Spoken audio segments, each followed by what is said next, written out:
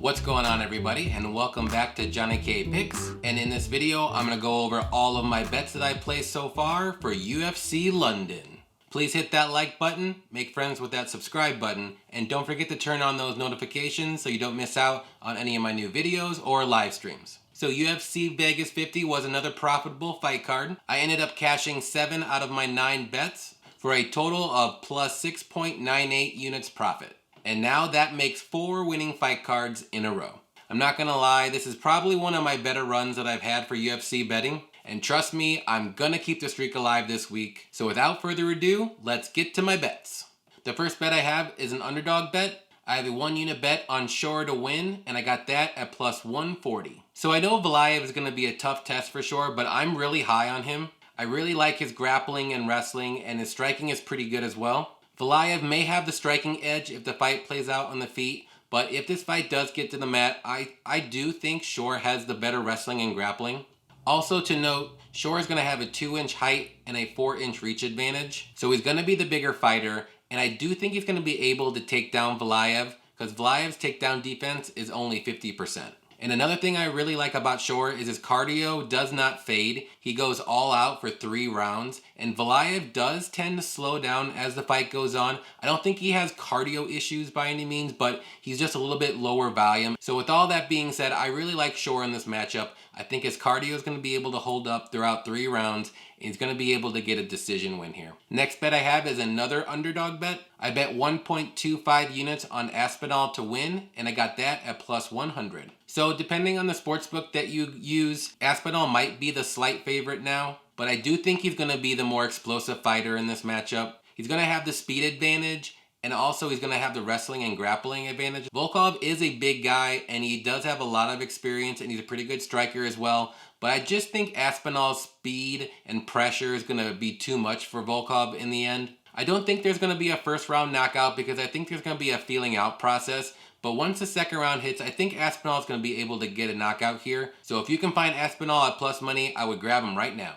The third bet I have is another underdog bet. I bet 1.25 units on Allen to win, and I also got that at plus 100. So again, depending on the sportsbook that you use, Allen might be a slight favorite right now. But I will say though, this is going to be a close fight. But I do think Allen's path to victory is going to be using his wrestling and grappling. And that's not to say that he has bad striking. His striking is actually pretty good as well. But Hooker does have really good striking. He's going to have the 4-inch height and 5.5-inch reach advantage. So I would give him the edge in striking. And something to note here, this is going to be Hooker's first fight at featherweight in a while. So I'm not exactly sure how his cardio is going to look or if he's going to look too sucked out. But I did see on Twitter that at the moment, he's weighing around 162, so he still has about 16 or 17 pounds to cut.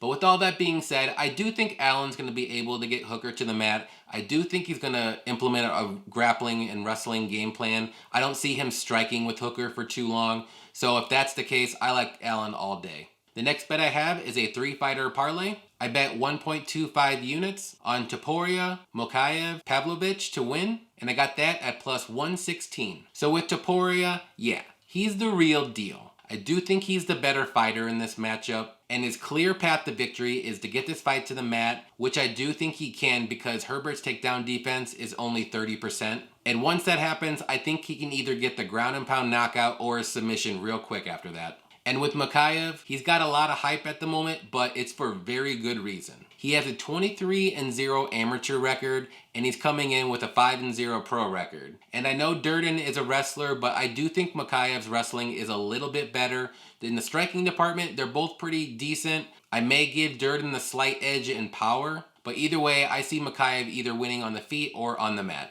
And with Pavlovich, I don't see how he doesn't knock out Abdurakhmanov in the first round. Abdurakhmanov is 40 years old. He's coming off a couple brutal KO losses. And I think once Pavlovich lands a couple punches cleanly, I think he's going to go down just like he did against Dawkins. So give me Pavlovich here all day. And my final bet is another 3-fighter parlay. I bet 1.25 units on Topuria, Pimblett, and Wood to win. And I got that at plus 114. So with Topuria, I already said in my last bet why I think he's going to win, but he's just going to be the better fighter. I think he's going to be able to get this fight to the mat, and once that happens, he's probably going to end up getting a knockout or a submission. And with Pimblett, I also think he's going to be the better wrestler in this matchup.